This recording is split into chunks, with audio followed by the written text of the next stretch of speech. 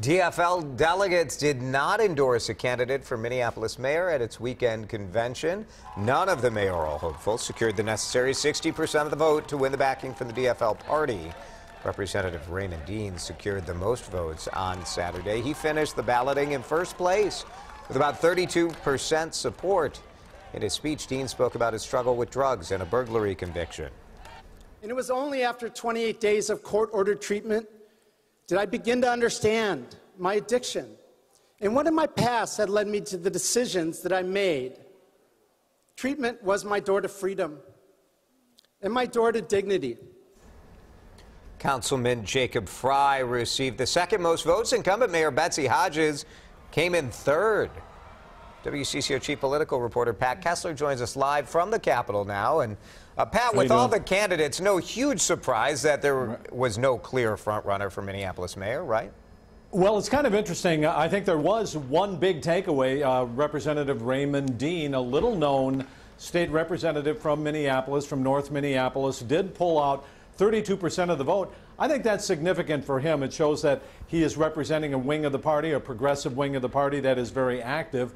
But it's also interesting that 76%, I think is the number, 76% of these Minneapolis DFL delegates voted for someone other than the current DFL mayor, Betsy Hodges. That's got to be problematic.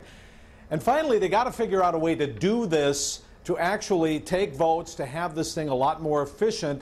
A convention that meets for 12, 13, 14 hours is really difficult for real people who go there on a Saturday afternoon, all day Saturday in the summer, to try to elect a candidate. So look for some changes there, too. Pat, let's go back to Donald Trump Jr. in that meeting with the Russian lawyer. So Trump Jr. said on Saturday that it was about Russian adoptions, but now he's saying it was about Hillary Clinton.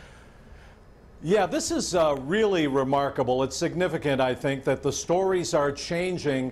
And the fallback now, the true story, according to Donald Trump Jr., is that he and other top members, including Jared Kushner and Paul Manafort of the campaign, met with a Russian lawyer to get dirt on Hillary Clinton. This is the first time we've heard a story that actually places all these people in one room and they admit it. But once again, it's the drip, drip, drip of information coming out suggesting that they have something to hide. I think this means there will be a lot more information coming. Over the weekend, Senator John McCain said the current Senate health care plan is dead.